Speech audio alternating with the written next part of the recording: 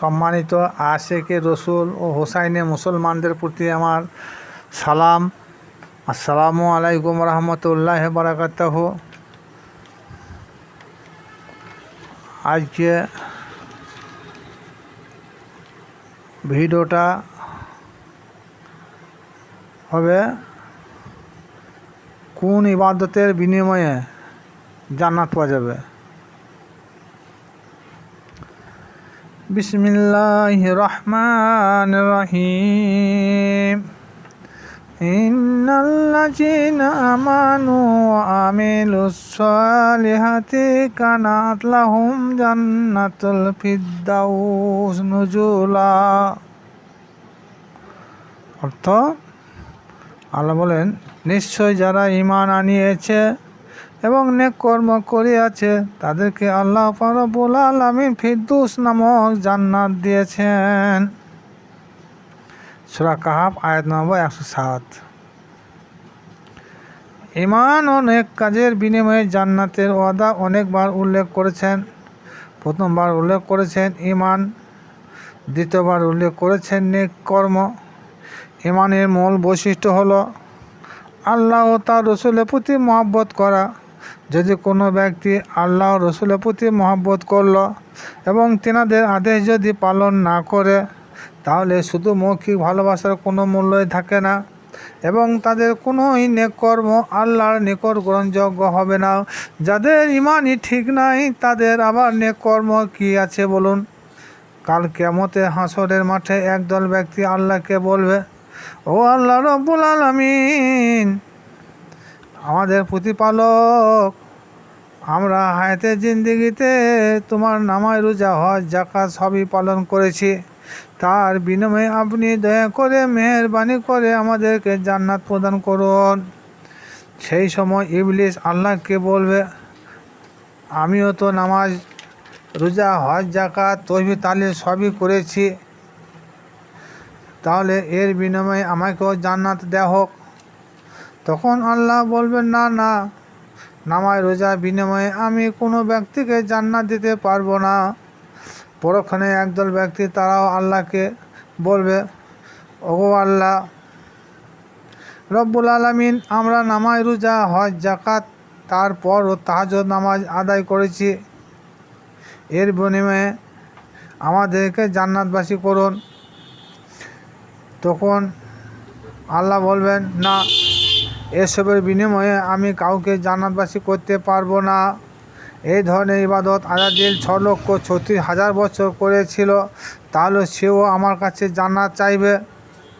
তারপর কোনো এক ব্যক্তি আল্লাহকে বলবে, আমি হায়াতে জিন্দেগিতে সারা রাত তোমার জিকির করতাম, এর বিনিময়ে আমাকে জান্নাতবাসী করুন। তখনও আল্লাহ তার জাকিরিন বান্দাকে বলবেন, ওই রকম জিকির আজাজিল 6,36,000 বছর করেছিল, তাহলে তোমার আগে ও তাকেও জান্নাতবাসী করতে হয়। এসবের বিনিময়ে কোনো ব্যক্তিকে জান্নাতে প্রবেশ করতে পারবে না।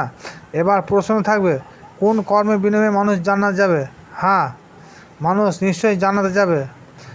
যে কর্ম আজাজিল করে নাই সেই কর্ম আমাদেরকে করতে হবে, তাহলে আশা করি সকল আদম সন্তান জান্নাতবাসী হইবে। সেই কর্মটা কি? সেই কর্মটা হয়তো কাহারও জানা আছে, আবার কাহারও না থাকতেও পারে। এখন আমাদেরকে জানতে হবে যে নামাজ, রোজা, হজ, যাকাত, যাবতীয় নেক কর্ম, এইসবের বিনিময়ে কেন জান্নাত পাবো না। এর পরিপ্রেক্ষিতে আজাজিল আল্লাহকে বলবে, এই সব কর্ম আমি তো করেছি, তাহলে আমাকেও জান্নাতবাসী করা প্রয়োজন। অতএব আজাজিলের ইবাদত এবং আদম সন্তানের ইবাদতের কোনো পার্থক্য নাই।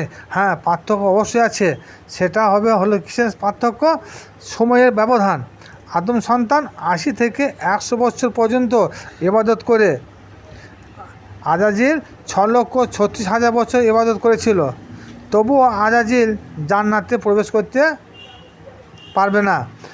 জান্নাতে প্রবেশ না করার মূল কারণ হলো আল্লাহর আদেশকে অমান্য করেছিল। সেটা হলো কি? সেটা হলো ওয়াসজুদু লিল্লাহি আদামা, অর্থ তোমরা আমার আদমকে সেজদা করো। সবাই সেজদা করেছিল আজাজিল ব্যতীত। সেই দিন যদি আজাজিলের আল্লাহর আদেশ মতো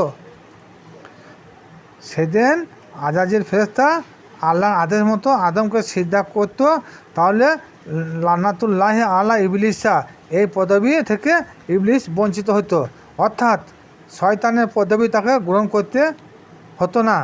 আজাজিল একটা আদেশ অমান্য করার জন্যে চিরতরে তাকে জাহান্নামে হতে হয়েছে।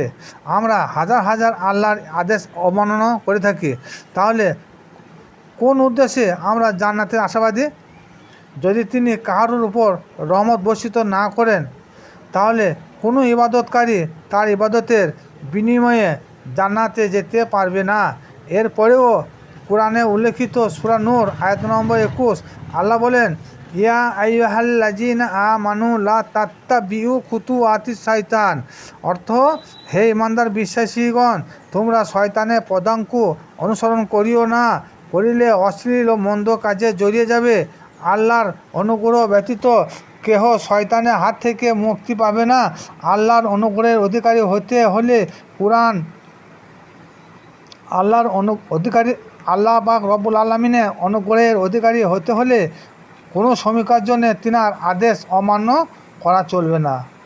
আল্লাহর সৃষ্টি জগতে প্রথম হুকুম ছিল আদমকে সিজদা করা। আজাজিল যদি সেদিন আল্লাহর হুকুম পালন করত, তাহলে শয়তানের পদবি থেকে বিরত থাকত। এই জন্যে আল্লাহ বলেন, তোমরা কেউ শয়তানের পথকে অনুসরণ করিও না।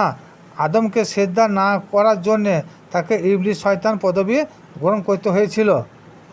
সারা বিশ্বের আদম সন্তানের যত কর্ম আছে, প্রতিটি কর্ম শয়তান অংশগ্রহণ করতে পারে, কিন্তু এমন একটা কর্ম আছে, সেই কর্মটা যদি আমরা পালন করে থাকি, তাহলে আমরা খান্নাস মুক্ত হতে পারবো। সেটা হলো আদম কাবায় সিজদা করা। শয়তান সব করতে পারে, কিন্তু আদম কাবায় সিজদা করতে সে নারাজ। শরীয়তে পণ্ডিত মশাইরা বলবেন যে আল্লাহ পাক রব্বুল আলামিন ছাড়া সিজদা হারাম। হ্যাঁ, ঠিকই কথা, আল্লাহ ছাড়া সিজদা হারাম। সারা বিশ্বের মধ্যে এমন একজন ব্যক্তি বলতে পারবে না যে আমি আল্লাহকে দেখেছি বা দেখে সিজদা দিই এবং প্রকাশ্য তেনাকে দেখেছি, এরকম বলার ক্ষমতা কারও নাই। কোনো ব্যক্তির বলারও ক্ষমতা নাই। আল্লাহকে সিজদা করতে হলে মাধ্যম শক্তির দ্বারা করতে হবে। সেই শক্তি হলো দুটি, এক না ফাক্তু ফি হি মি রুহি, অর্থ আদমের মধ্যে আমি স্বয়ং আল্লাহ রুহ ফুৎকার করে দিলাম। সেদিন স্বয়ং আল্লাহই রুহ আকারে আদমের ভিতরে প্রবেশ করেছিলেন। 2 নম্বর, খালাকা আদামা আল্লাহ সুরতি, অর্থ আদমের স্রোতটাই আল্লাহ স্রোত। তার জন্যে আল্লাহ বলেছেন আদম কাবায় সিজদা করো। আল্লাহকে সিজদা করা মসজিদে গিয়ে যখন জামাতের সহিত আমরা নামাজ আদায় করি, তখনও একে অপরের পায়ে সেজদা করি, তখন মৌলবি আর ফতোয়া দিতে পারে না এবং বোঝার চেষ্টাও করে না আদমের হকিকতটা কী। আদমকে সেজদা করলে আল্লাহকে সেজদা করা হয়। যেমন 5 লিটার পানিতে যদি 50 গ্রাম আবে জমজমের পানি দেওয়া হয়, তখন কলের পানি না বলে তার নাম হয় আবে জমজমের পানি। তদ্রূপ আদমের হালতটা ঠিক সেই রকম। যারা ভিডিওটা দেখছেন তারা সবাই মিলে শেয়ার ও লাইক করবেন। খুদা হাফিজ। আসসালামু আলাইকুম।